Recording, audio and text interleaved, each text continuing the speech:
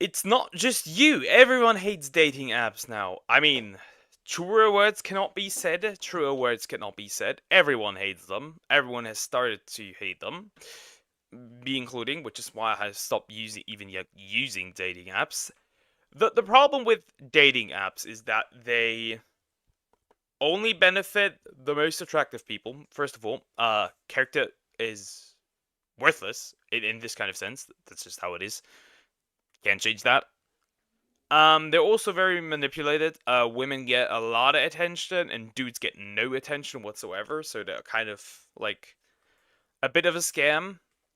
I've been using them for a while. I just like recently, and with recently I mean like 8 months ago, I started using stopped using dating apps, and yeah, they suck. They absolutely suck. Um, the women that as a guy, I can only speak like from like I know that women get too much attention, and like the people that they get attention from, they kind of like suck. Um, what's the word I'm looking for? I can only like speak from the perspective of a guy, and from the perspective of a dude, I have to say that getting one match every 6 months that doesn't like text you back, or like doesn't even like make the attempt to get to know you is kinda useless. It's also kinda useless if you're like me and looking for a girl that wants to wait until marriage. That does not exist on those apps. I've tried. I've been on a lot of dates, but I can tell you right now that this is, yeah, the things are just in general a bit useless is what I would say. Just my point of view though.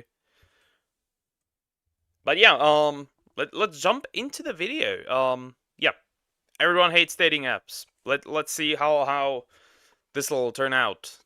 Let's get into it. So the other day I was thinking about dating apps, right? And I was wondering how they were getting on. And it turns out that they are not doing great. Bumble's actually Goddamn. That's a worse fall off than Ubisoft. That's a worse fall off than Ubisoft. Looks like Ubisoft, man. I see the similarities. down 92% since it first went public. And Match Group, That's a fall off.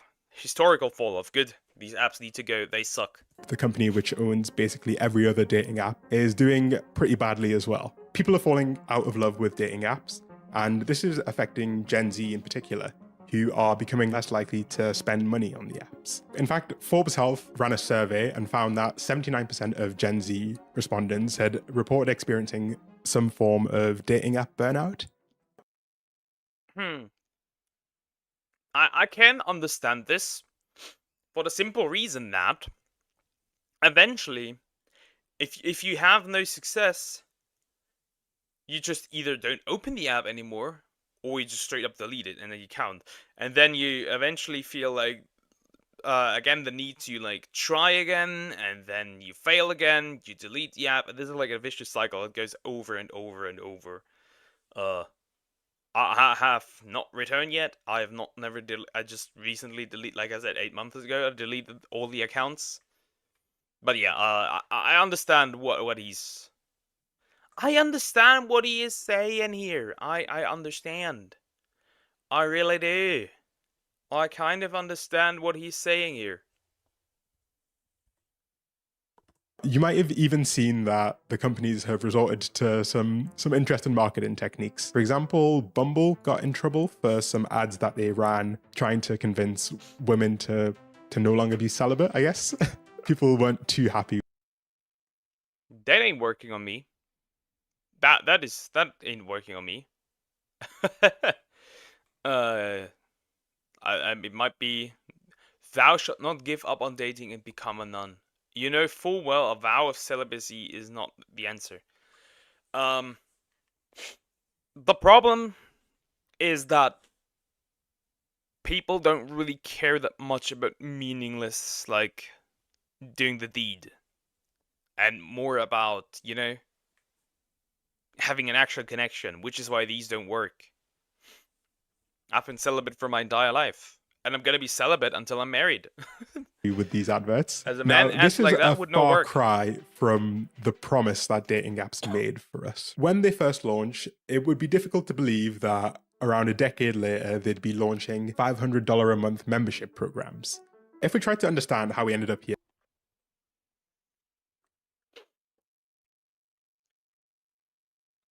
Yo, if I catch any one of you out there, if I catch anyone out there of you guys paying $500 for a Tinder membership, monthly membership, I will end you. You will not see the light of day anymore. we maybe can come to some interesting conclusions, not just about these apps, but maybe about human relationships more broadly and the assumptions that we might make about each other. The first thing that's worth explaining is that the decline of these apps is in large part a signal of broader trends in technology. There's this idea of enshittification, the phenomenon of online platforms degrading the quality of their services over time, leading to an overall decline in user satisfaction and overall value. This is something that's really broad across technology. It is best characterized through Airbnb, starting initially as a promised land where you could rent out a spare room at the fraction of the cost of a hotel, but ending up in a situation where people are paying. Yeah, and yet the shit is this stuff is hilariously expensive. Funnily enough, hilariously expensive. So yeah, that's just like the overall problem. Yeah. Paying $200 cleaning fees and have curfews and service fees for a rental. The most egregious example. Yeah, they just hide the fees. I don't know how familiar you are with like Uber and stuff. Like they'll do like delivery services. They have hidden fees that you might pay. That there's a workaround. Just a lot of people don't like do that because they don't even know that that exists. Of enshittification is BMW, who in 2022 launched a subscription to just unlock the heated seats that were already in the car. Dating apps are not immune to. What the fuck? What the fuck? This is gonna be the next step. Subscriptions for using devices, subscriptions for using a laptop, subscriptions for using phones. That's going to be the next scary step. I can see it. To this problem, as fundamentally they are technology companies. The most obvious manifestation of this enshittification is the idea that subscriptions are king. I don't know if you know this, but Tinder actually has 3 separate subscription options on top of the $500 a month subscription plan. These look more like insurance plans than dating apps. Dating apps have not become immune from this subscription mania, and their monetization strategy has led to them feeling more like a gacha game. If you don't know what a gacha game is, it's a game that uses like a loot box mechanic where players buy in-game currency. I have been called out. I am a gacha player, but yeah, it is core. It's true, and like the matches are the people you pull, basically. That's what it is. Pretty much. Yeah. Yeah, I would say that. That's actually pretty accurate. And use it to gamble effectively. In fact, Tinder actually rolled out its own in-app currency that you could use to buy special features that would increase your chance of finding love. It's a very overt shift towards gamification, towards implementing game-like mechanics in. They were tensified. They were tensified. A non-gaming environment. The literal CEO of the parent company of Tinder is a man named Bernard Kim, who was the former president of Zynga. If you don't know who Zynga are, they are the company that is responsible for all of the worst mobile games. You know, the ones that look like this, right? And it's no surprise that these mechanics have been transferred directly from mobile games, which are some of the most addictive games in the world, to dating apps. This idea of gamification, broadly put, is simply just driving engagement and driving usership, not by providing a service, but by hijacking your brain's reward circuitry and making you addicted to the app rather than enjoying the app. As these apps have become increasingly gamified, people have responded much how they would respond to an actual game, by trying to exploit the mechanics of the game. In the world of... Understandable, obviously. Yeah, I would do that as well. Dating, this manifests as hinge hacks, So there's this whole world on TikTok, which I didn't know about, of people sharing techniques and tips that you can use to make your experience of using dating apps a little better. Some of these things include refreshing your Hinge feed by threatening to delete your account, which supposedly flags Hinge and makes you way more likely to show up in other people's feed. Other people's decisions. The fuck? How did people find that out? Does that actually work? Does that actually work? That's kind of wild. Have been things like choosing to use AI wingmen to create a profile that is optimized for these algorithms. Enshirtification isn't necessarily a complete explanation, though, because despite the fact that many other services in technology have been getting worse and worse, the companies seem to still be doing great. And there are some unique dynamics of these apps that make them especially prone to collapse and that can help us understand the mass exodus. Part of it is simply the fact that these apps promote the idea that they'll literally change your life. Hinge, for example, They don't, though. They don't. The dating app designed to be deleted is not designed to be deleted. That's not the idea. They want to keep you swiping so you don't yeah, so they can make money of you. Remember, if something is free,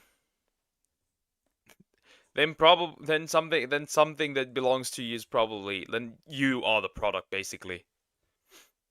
Which in this case it's your time. So they can sell you more advertisement.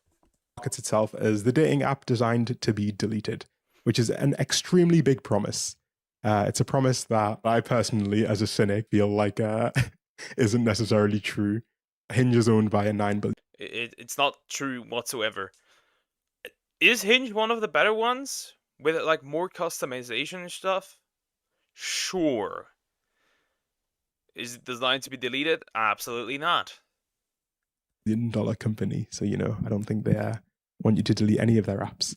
I should mention that I try to consult a variety of sources, and sometimes that leads you, especially with dating, down some uncomfortable rabbit holes. And so I want to maybe address a few preconceptions that people can often have after having had a bad experience with dating apps. They're not an enjoyable experience for anyone, regardless of gender identity. Around 80% of women report feeling some level of burnout, and around 74% of males report feeling some kind of burnout as well. The unenjoyable experience... Though the burnout is different on both sides. Women are burnt out because they get a lot of options, but none of these options fit. Men are burnt out because they get no options, and the options they do get, are so minuscule that, like, you just swipe on the app, like, for an indefinite amount of time, and it yields no results whatsoever. But to be fair, having options is better than having no options, though. That is better. That is better, though. Is pretty evenly split across the aisle. We have some very different problems that occur, but no set of problems is one more significant than the other. Interestingly enough, men outnumber women 3-1 on Bumble and Tinder, and yet women report higher rates of negative experiences. That's not to invalidate the fact that men obviously have incredibly high rates of negative experiences, but rather to emphasize the fact that nobody enjoys the experience of dating apps. The grass isn't greener on anyone's side. Men are far more likely to experience feelings of rejection, feelings of being ignored, whereas it seems like the issues that women report are more, well, they're different. They're different, at least, right? So a 2023 survey found that over half of women under 50 who'd used dating apps had been sent a sexually explicit message that they didn't ask for, which I think is an insanely high statistic. But generally, the issues that lead people to Not really, because these apps are made to find somebody quickly to do the deed and nothing more, so it kind of makes sense. Because remember, if a man feels comfortable enough to send a message like that, chances are it has worked before. Chances are, and if it's like just like 1 in 100, chances are it has worked before. Burnt out are more broadly the failure to find a good connection, being ghosted, being lied to, feeling rejected, and having boring or not substantive conversations. Okay. Failure to find a good connection with someone. Yeah. True, but I think that's from a personal perspective. This is a general issue that I have. I don't really connect well with people, especially like my age. So maybe I should go hack max. Maybe I should go the route of hack maxing. Being disappointed by people, being ghosted or lied to. Yep, yep. There's a lot of women and a lot of men that try to catfish. Men so more in height. To be fair, I've seen a couple of like talk to a bunch of women that like a lot of men like to lie about their height, and women like to hide about like to lie about their looks. They take like a photo from like 800 years ago, and it's like I don't know if that kind of like that kind of ruins the purpose, right? I want to get to know the current you and not like how you looked back in the dark ages. You feel me? And being ghosted is just a general issue. I think men experience that though a little more than women, because a lot of horny dudes in women's messages, obviously. Feelings of being rejected, yeah, 27%. I can almost guarantee you that 27% of those, the 27% of those are male, like overly male. Messaging multiple people and having repetitive conversations. Yeah, the what are your hobbies? How old are you? What is your favorite color? Stuff like that. Yeah, yeah. Also, messaging multiple people is like I don't like to do that. Again, I stopped using them, so yeah, I don't like to do that. I like to be like, if I want to get to know somebody, I'm loyal to that person from that moment on. But I also, have a like pretty high sense of loyalty towards people.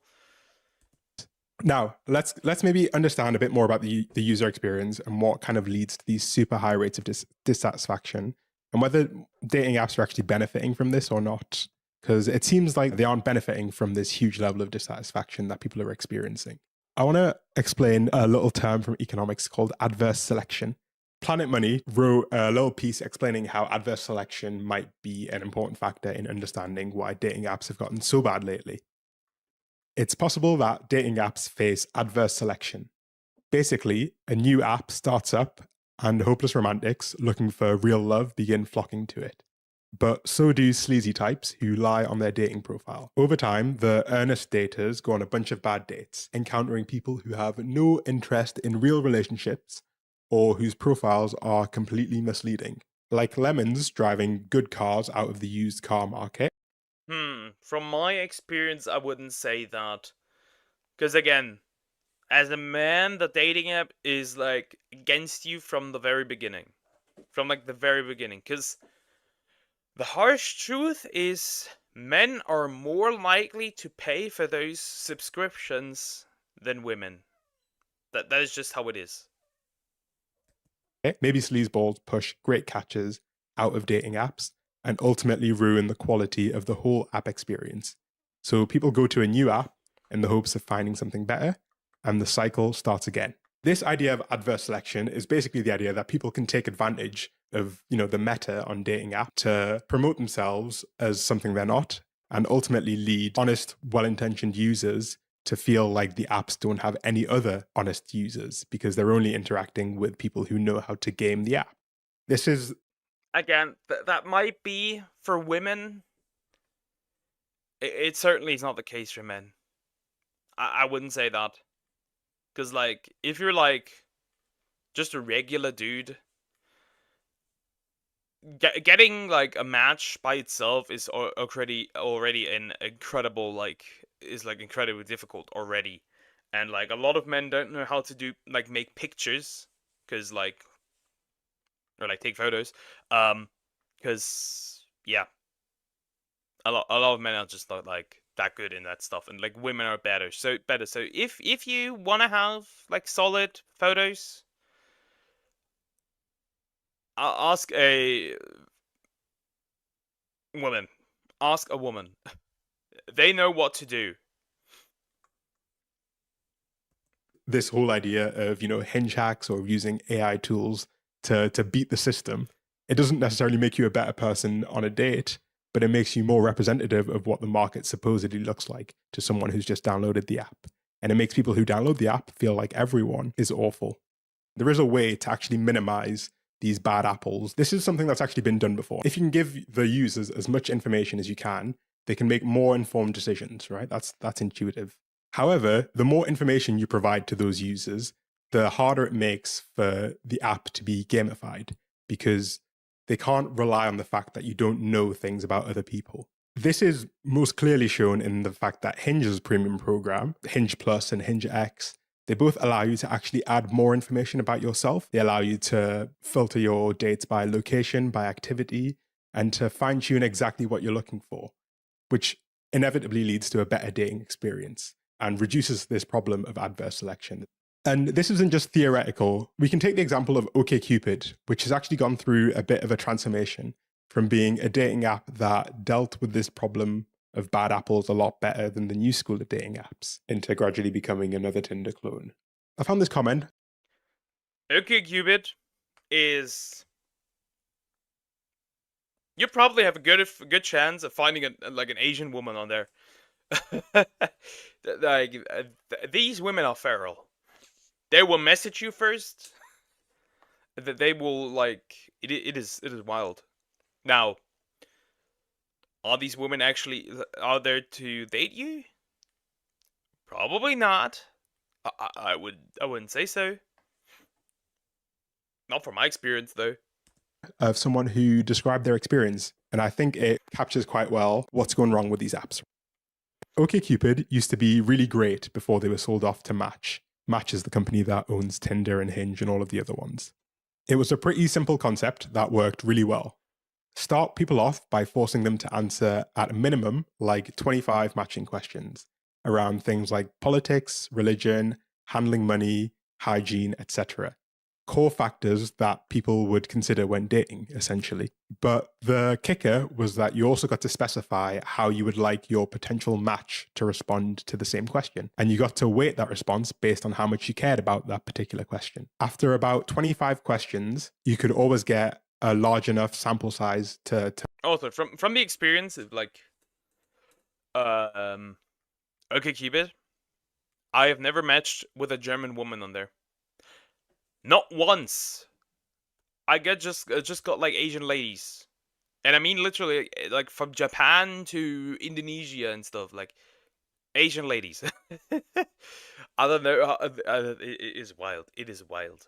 to match people, but it worked best at matching people that had answered over 100 questions each. It was like magic. Anyone with over an 80% match on that site always ended up being a surefire, amazing conversation. What this person is describing, without necessarily realizing, is this idea of adverse selection, right? The idea that just by having more and more information about who your potential matches are in terms of their interests, their likes, their personality, you can basically make dating apps be fantastic. However, the issue with that is that they can become a bit too good, right? And you end up in the situation where every person you match with is actually a pretty good person, and you're therefore extremely likely to quit the app. The ideal situation for these apps is this weird middle ground where they want you to find someone you like, but not too often, and not someone that you like too much, because then you delete the app.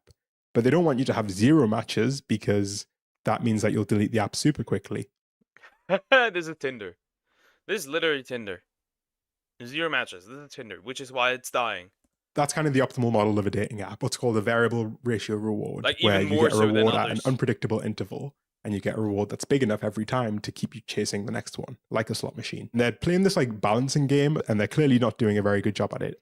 When it comes down to it, ultimately, people want what they've always wanted, which is meaningful connection with others. And I think the real danger here is that people have been generalizing their experiences on dating apps as broader generalizations of how, quote unquote, society is today. And I think that's a big problem, because I would hope that most of us understand that, say, social media isn't necessarily a one-to-one representation of how people behave in real life. If you took Twitter posts, for example, to Kinda.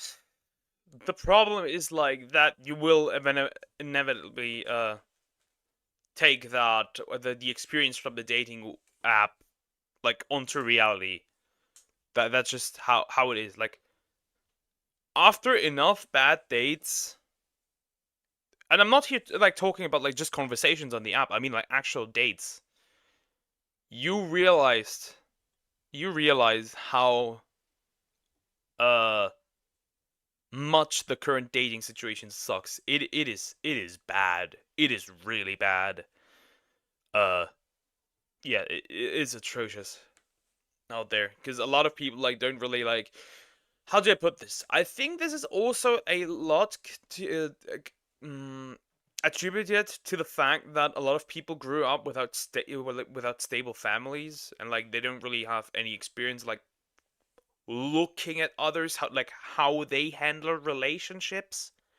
So it's kind of like difficult for them to like know what a healthy one looks like. A lot of people don't know what a healthy relationship looks like. That's just how it is. It is sad, but yeah, that's just how it is. To be the representation of how everyone behaves in general, you'd be scared to go outside. If you took Instagram Reel comments, you'd think everyone was incredibly racist all of the time. It's an I mean, you could say the same about TikTok. You could say the same about Twitter. And if you only like took the experience of TikTok outside, you probably have like you think like everybody has like brain rot and stuff. algorithmic mirage. Yeah, exactly. It's an algorithmic mirage, right? These algorithms are so capable of building a mirage that makes you think that what they are showing you is simply a direct representation of what reality is, when it's been filtered through layers and layers of algorithms and psychology in order to fundamentally change how you interact with it. The good thing that we can take home from this is that people are ultimately voting with their wallets, which is by far one of the most effective ways you can actually create Huh? Not only the gamers are voting with with their wallets. Apparently, also the daters. That's funny. change. There's a big trend, you might have seen it, of run clubs now. A lot of people are joining run clubs in order to find love. And this to me is ultimately a good thing. It means that people are actually. The problem is that when we say a lot of people, it unfortunately is primarily the ladies. Men don't go to single events. Men don't go to single events. At this point, a lot of men like to like stay at home, play video games, and have no drama. I don't like the idea of like not having a wife myself and like having like kids and stuff. I would really much like that, but it's just like it sucks. It absolutely sucks. Choosing to create their own alternatives, which is exactly what we need right now. There is many angles you can approach this from, but ultimately the biggest reason they're doing so badly is that they're not providing the service that they promised. The collapse of dating apps doesn't mean the collapse of romantic love. It means that it's actually going to spread a bit more towards the places where it needs to. Disagree. There was nothing romantic to begin with there, but it will fuck up dating a lot more. Because now, instead of people interacting with other people on dating apps, they're not interacting with people at all. So you just fuck it up even more than it already is. Because, like, I think about... I thought like 30... Was it 30 or 40%? Or close to 50, around 50% of like all relationships started online. I assume a lot of them start through dating apps. So the question becomes like, if people leave these dating apps and we have no third spaces, which we don't have any third spaces where you can like go to, because men don't go to single events. What do you do? It actually just might make it worse. To be towards these organic spaces. But then again, I'm also incredibly single, so you know, take my words with a grain of salt. Yeah, that was a good video.